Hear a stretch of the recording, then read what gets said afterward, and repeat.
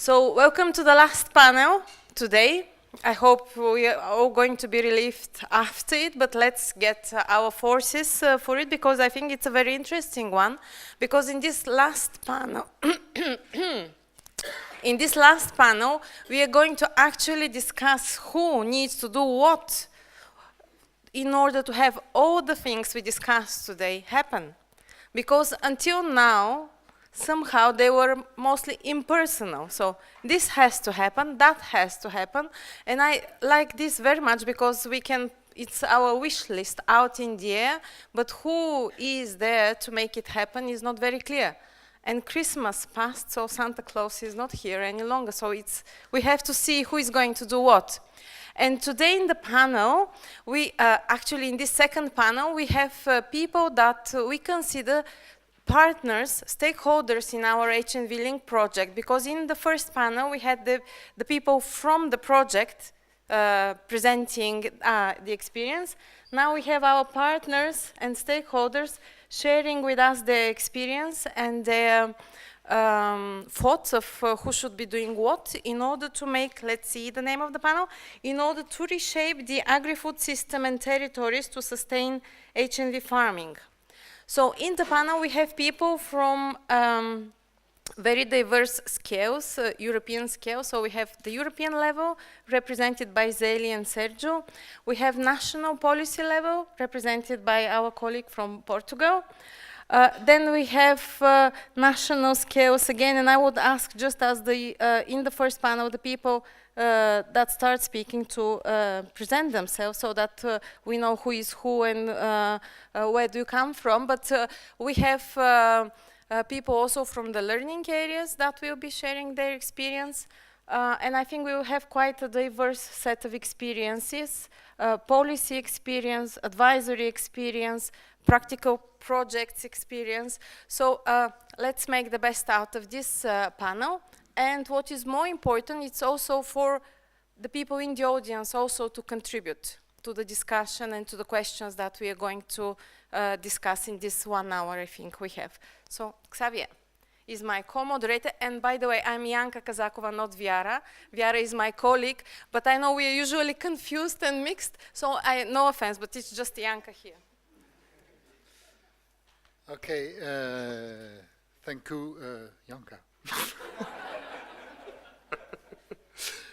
So when we prepared this final roundtable, we wanted to feed it with ideas that have been expressed during the day. And so we noted 4 issues that could deal with what we need to in order to upscale HNV farming. You are a future-oriented panel, and now we have to think about ahead, what can we do in order to make progress in order to achieve the conservation of HNV. So who needs to do what? And we have identified 4 what to do. The first one, clearly, I think it was clear in many discussions, is to keep the heritage of HNV as a policy concept in the overall EU policy. If we lose this, we have seen that we will lose a lot of support. So first, what to do to keep the heritage of HNV as a policy concept? As a narrative, the underlying assumption is that we don't have a proper counter-narrative able to address biodiversity conservation. If we had smart agriculture doing the job, we would be okay, but it's not the case. So HNV is the only and best candidate for biodiversity conservation. How do we conserve it and take stock of the 20 or 25 years of work done on this? A. B. What to do to foster local HNV projects and upscale and disseminate across Europe. I think it's quite clear from the very design of HNV-Link. As such, don't need to elaborate as such. What to do to make the social-political economic context favorable for HNV development. We have seen from several discussions that the market matters, that the institutional matters, that the community demands matters. So how do we do it in order to make this context more favorable for enhancing those HNV projects? And last, what to do to enhance the knowledge and communication and education. So these 4 issues more or less overlaps what have been discussed during the breakout sessions, but they are labeled a bit differently in a more future-oriented and strategic way. So I repeat, A, keep the heritage of HNV as a policy concept. B, foster local HNV projects. C, make socio-political context favorable. And D, enhance knowledge and communication. So we thought that amongst our panel, we had some persons that were more clearly dealing with one question than the other, and this is just to start. And we thought that, of course, that the EU dimension, we would start with some person representing the Commission. So, of course, Zélie, Pierre-Piet, you saw that you would be asked about this, I guess. So, how to go on with the HNV as a concept, which seems to be lost in the present situation. So, do you have prospect for that? Thank you. Is that on? Yeah. It is? Good. I think it's very important to say that no one thinks, as far as I know, as far as I am here, that HNV systems and what they represent in terms of low-intensity farming and farming systems which generate biodiversity are less important in the future CAP than they are now. In fact, quite the opposite. There is an absolutely declared intention, which is also written clearly in the legal proposals, that in future the CAP will have a higher environment and climate ambition and is expected to deliver more on climate and environment objectives, including biodiversity, than it does now. And I think, given that, it's clear that HNV farming systems form a part of that. And I think, although I understand and appreciate the disappointment that the HNV indicator hasn't been kept amongst the list of common impact indicators and context indicators proposed. I hope that you can, while being disappointed, at least understand, as Mihai explained earlier today, why that is. And that should be seen separately from the expectation that member states' CAP plans will support and will deliver on supporting and enhancing high nature value farming. And on what basis can I say that? I can say that because we've got a really clear framework, and I think the fact that Pillar 1 and Pillar 2 are brought together in the CAP plans, and that the CAP plans are based on a SWOT analysis and a needs assessment, and that all the interventions that are designed and are put and proposed by the member states there and then approved by the Commission have to be linked to the defined needs. Now, we've heard and seen amazing things today, and your project website, I must say, is truly amazing. I was having great fun with reading that. We know that there are big areas of HNV, and that some of these are declining and some of these are threatened, and that HNV needs support. You know, what are the issues facing us today?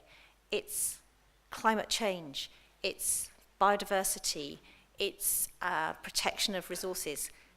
We can see, and projects like yours demonstrate so much, that high nature value farming contributes to all of these. So if the CAP plans are drawn up and there is a needs assessment and it identifies the needs in the member state, I will be astonished if these don't identify and put there the needs to protect and enhance the sorts of farming systems that your projects are talking about, and that deliver these ecosystem services that give enriched carbon in soils, that are purifying water, that are protecting biodiversity. And if that's there in the needs assessment, then we expect to see that carried through into the interventions that are there. So that's what I would say on that topic. Thank you. Thank you very much. You saw that it was a concern in the breaking group working on the policies, so this is not a shared opinion. And I would say that I think HNV has been developing for years in order precisely to give flesh to biodiversity conservation and to make it concrete. And so we're coming back to very abstract biodiversity and not binding objectives. But around the table about the policy, we have a lot of panelists who are dealing with the CAP. So do you have other point of view or converging point of view about this putting and keeping on with HNV in the CAP? George, you want to, Mr. Costa as well? Let's start with George and Mr. Costa afterwards. Yeah, so I have been for 40 years a sheep farmer in Cévennes here in France, and I'm still elected in agriculture and local agriculture chamber. And this morning I would have liked to intervene on our worries about the new CAP because there is.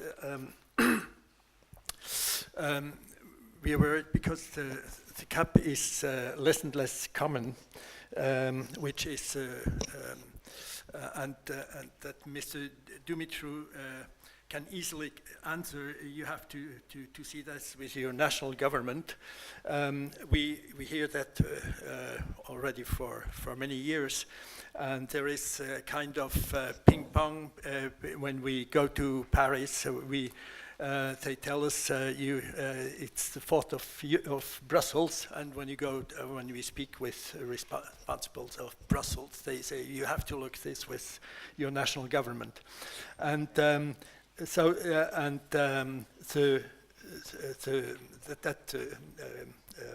CAP is less and less common is a real worry for us.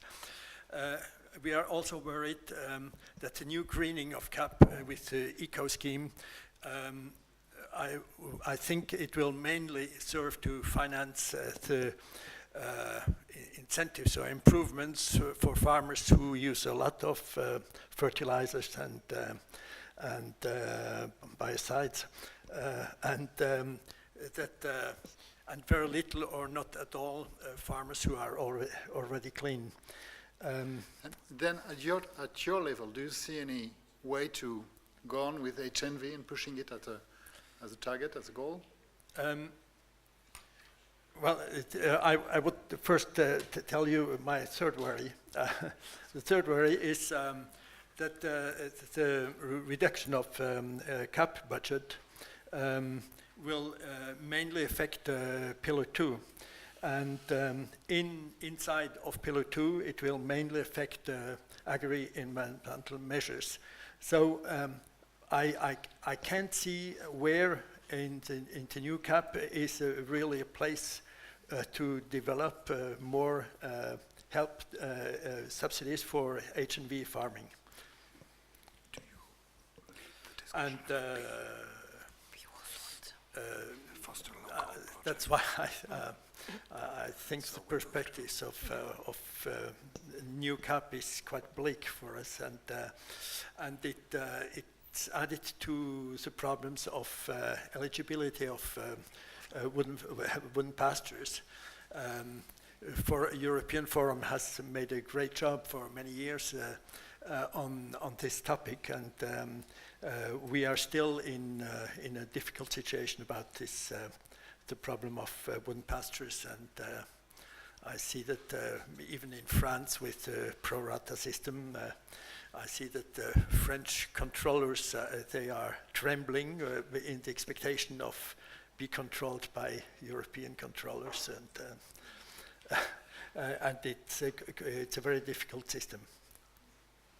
So you made your third point, but you didn't answer to my question. So what? Do you have any perspective? And if it's not, say no. But in order to defend the only perspective, the only thing I can answer to this, we have to be better organized. We have to improve our networking. We have to fight more. We have to propose more Proactive. more practical framework for integrating HNV in public policies. Thank you. Mr. Costa, the national level was mentioned, so can you... Regarding your question, I think we can keep the concept, a general concept of HNV, but we must be aware that even within this program period, for instance, in Portugal, there are a lot of agro-environmental schemes that are applied to high natural value systems. Even they are not recognized and certified as is. In those terms, I can agree with the Commission representative that the next CAP strategic plan will necessary to respond to the specific objective of biodiversity, and will certainly to respond to necessities regarding the HNV systems. Okay. Andreas, maybe you want to comment on this. Thank you. My name is Andreas Schenk. I'm with the German pastoral farmers, and we are a member organization of EFNCP. I think it's very important to conserve the concept of HNV simply because it's, as far as I know, the only holistic concept linking the conservation of nature, ecosystem services, and agriculture. Practically speaking, I think we need to keep it in the legal text, and the way for that right now is for one through the parliament and for one through the national level through the council. And some organizations were rather successful in getting in amendments into the parliament, bringing back HNV into the commission proposal from where it vanished. And I would say everybody here and every organization here should lobby directly and through their members their MEPs to adopt, to vote yes on these amendments. We also have some amendments on improving the eligibility of permanent grassland, and I would say the same there. And if you take the same arguments and go to your national ministries, you also could maybe influence the council debate on that issue. The other thing is we need to get it into the praxis. And of course, the way to do that would be to integrate some HNV concept, HNV measures into the national strategic plans. And for that, we need to develop such measures.